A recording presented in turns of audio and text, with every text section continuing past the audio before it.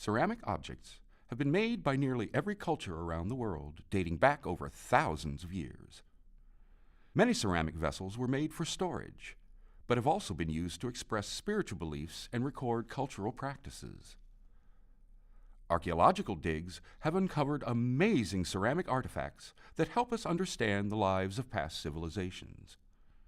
Artists today still use ceramic processes to create both functional pottery and expressive works of art. To prepare clay for studio use, measured proportions of water and powdered clay are blended together in a large mixer. A respirator must be worn because dry clay dust should not be inhaled. There are three basic types of clay. Earthenware, or terracotta, is reddish in color due to its high iron content.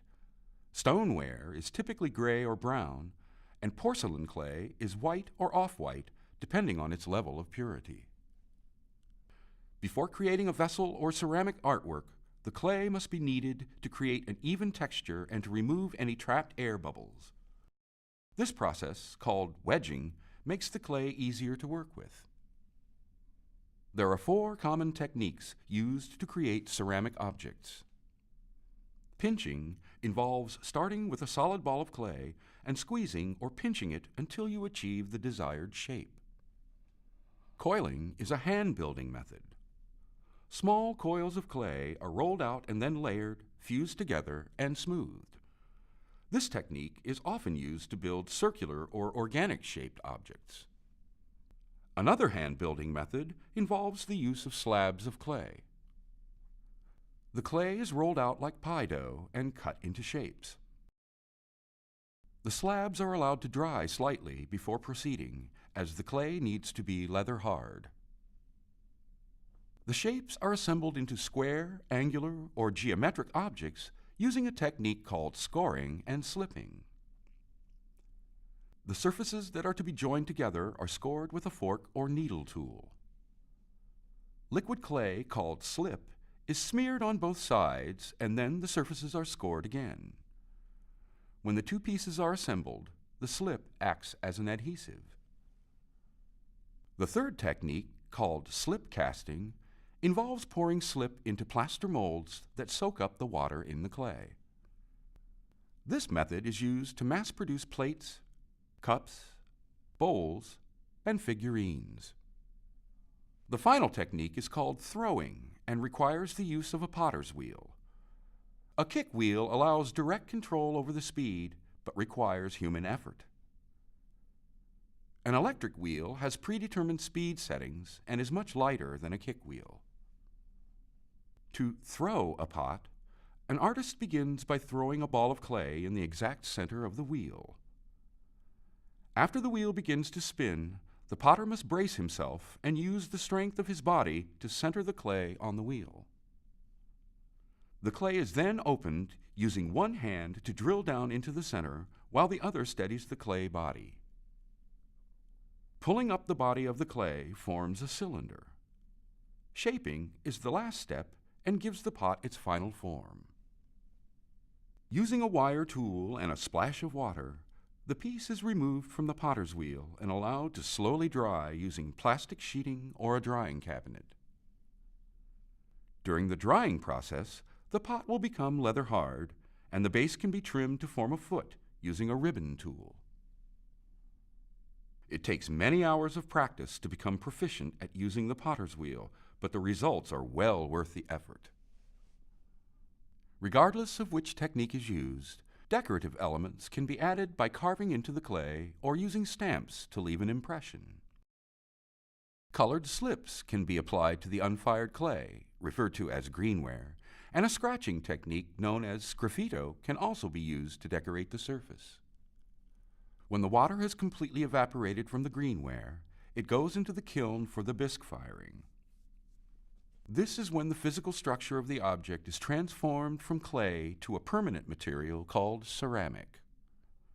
Firing typically takes 24 hours, and the clay is slowly heated in the kiln, up to 2,500 degrees Fahrenheit, depending on the type of clay. Once fired, the ceramic object is called bisqueware and is ready for a liquid glaze to be applied. The bisqueware can be dipped into the glaze, or the glaze can be poured or painted onto the surface. It is important to remove glaze that is too close to the bottom of the piece because it flows downward when heated and may stick the object to the shelf of the kiln. Once glazed, the piece goes back in the kiln for a second time for a glaze firing. The temperature must be significantly hotter than for bisque firing. Various types of kilns and firing techniques can be used. Pit firing is the oldest known method of creating pottery. Native American potters used this method to create an array of functional and decorative vessels. An anagama kiln is an ancient wood-fired kiln shaped like a tunnel with a firebox at one end and a flue at the other. The ash from the wood helps to add glaze to the objects within. During the Industrial Revolution, which began in the late 18th century, kilns started to use electricity and fossil fuels. Today, gas-burning kilns are common and can be used for bisque and glaze firing. Because electric kilns do not easily attain extremely high temperatures, they are primarily used for bisque firing, but can also be used for lower temperature earthenware. The temperature of the glaze firing depends on the clay, glazes, and the desired effects. Pyrometric cone packs are used to measure the temperature in the kiln. Earthenware is a low-fired material, whereas stoneware can be mid-range or high-fired. Porcelain is fired at a temperature between 2300 and 2500 degrees and is the hardest type of ceramic. The glaze firing may take many days to complete. When the kiln has cooled completely, the pieces are removed and the final artwork is revealed. Although ceramic technology does not often change, a new technique using computers and 3D rapid prototyping has recently been developed. Ceramic objects are modeled using software. Then, a machine prints the object in layers using ceramic powder and a liquid binder. Once it has been placed in the kiln, the silica in the clay powder binds together to fuse the piece. From stylized figurines to elegantly decorated vases, ceramic objects have been and continue to be a significant part of daily life. Throughout history, the flexibility of clay has given rise to inspirational art forms and utilitarian objects that define and describe our cultural heritage.